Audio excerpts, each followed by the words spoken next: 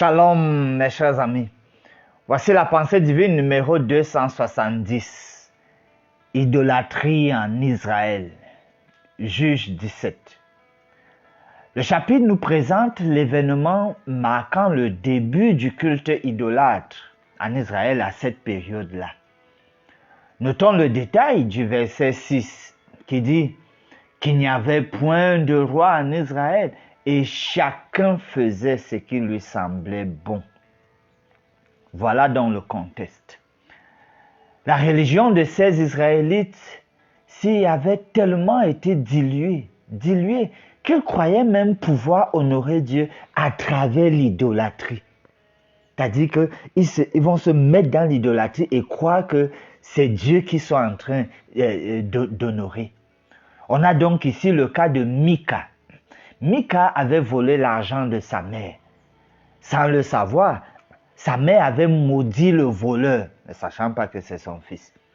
Par peur des conséquences, Mika maintenant vient et se confesse. Sa mère s'en rend compte. Et donc, pour compenser, sa mère exprime des vœux de bénédiction à son endroit. Maintenant, qu'est-ce qui est fait? L'argent là qui avait été volé est donc utilisé pour faire une image taillée et fonte pour le culte idolâtre. Lisons ce verset. C'est le verset 3. Il rendit à sa mère les 1100 cycles d'argent.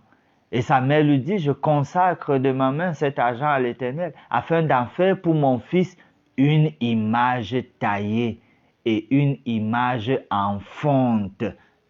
Et c'est ainsi que je te le rendrai. Donc, elle prend l'argent et elle fait faire une image taillée pour le culte idolâtre.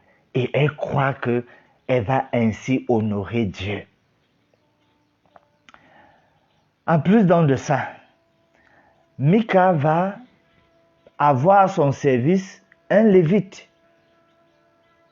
Quelqu'un qui officiait pour Dieu avant et qui maintenant va officier dans ce cadre idolâtre-là, avec l'image, les pierres taillées, chose qui était clairement défendue.